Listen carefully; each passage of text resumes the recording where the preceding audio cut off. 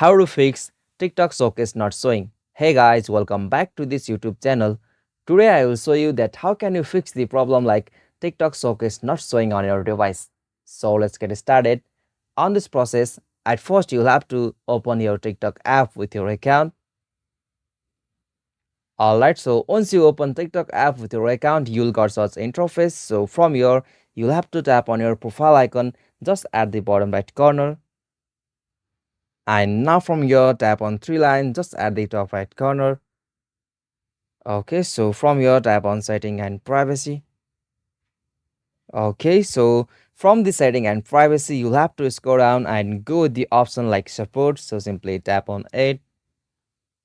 Alright, so from the support section, you'll have to go with the option help center, and from there you'll be able to explain your problem, but this process might be very long to use. So for the short and easiest method, you'll have to just back from here, and now from here you'll have to go the options like report a problem. So simply tap on it.